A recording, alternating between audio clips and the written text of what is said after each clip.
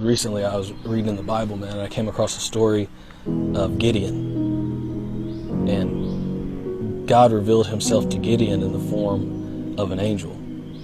And Gideon said to God, I see that this is you, but for me to know that this is you, please wait here. And he goes back into his house and he brings out a feast to God, and God consumes the meat and bread in flames. And Gideon says, God, I see that this is you now, but for me to know that this is you, I'm going to place this wool in this doorway, and come morning, please make the wool wet with dew, but everywhere around the wool dry. Come morning, God did just that.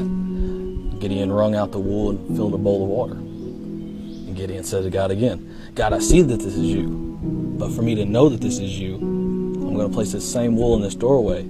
Come morning, make the wool dry, and everywhere around it wet with dew. Come morning, God did just that. Everywhere around it was wet, and the wool was dry. And it took all that for Gideon to finally say, God, I see that this is you.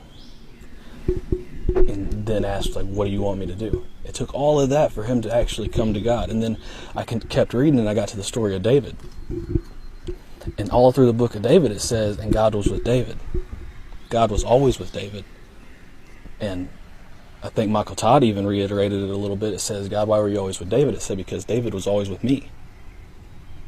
David always went to where he never said, God, I do this and then I'll believe it. He's just like, okay, yes, sir.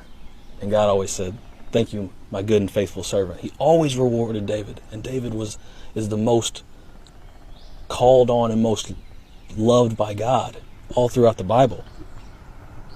And I just reevaluated my life. How am I living? Am I living like a Gideon, like, God, do this for me and I'll believe in you? And I don't want to be like that. So I'm now reevaluating, like, if I feel like God calling me, absolutely, I'm there.